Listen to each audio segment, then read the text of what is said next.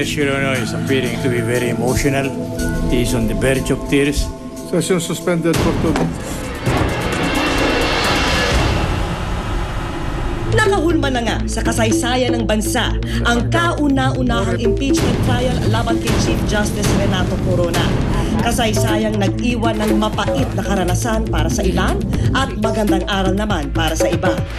Umabot sa mahigit ₱9 milyong raw ang ginastos ng prosekusyon at ng Senado sa halos 5 buwang paglilitis ayon sa datos ng Senado at ng House of Representatives. Samantala, sa Huwebes magsasara na ang sesyon ng Kamara at Senado. Ibig sabihin, maantala ang pagdinig ng mga bill na dapat sana ay maisabatas na.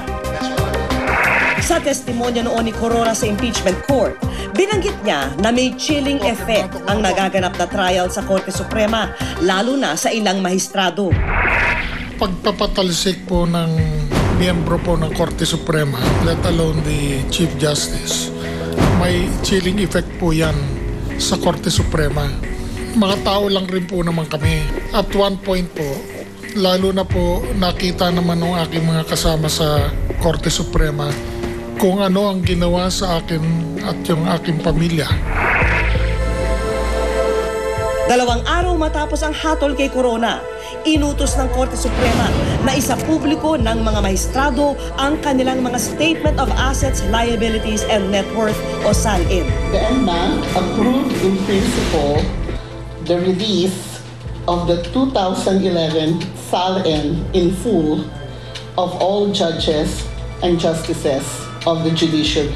Kahapon isinumite ko sa Senado ang isang waiver pabor sa Ombudsman upang buksan kung kinakailangan ang anumang deposito ko, dollar man o anumang uri ng currency, kaugnay at kalakip ng aking SALIN. May mga mambabatas na rin na lumagda ng waiver na magsasapubliko sa kanilang mga bank account na siyang naging hamon noon ni Corona. They say that there's a reason for everything. Yes. So what is the reason of this? We have not really closed the whole thing. We've only started because we are now going to deal with the consequences of that decision. Kaiba ito sa prior impeachment trial dahil yon hindi natapos. Kalagitnaan nag-walk out. O hindi na according to law yon. Ito naman natapos, which is a good thing. We followed the rule of law, no? Ang problema na lang, anong pagtanggap ng taong bayan doon sa paghatol ng Senado. Renato C. Corona, guilty. Pero kayo ho, ano yung pinaka nakuha nyo dito sa impeachment trial na ito? You walked out of this with what was the most important lesson perhaps?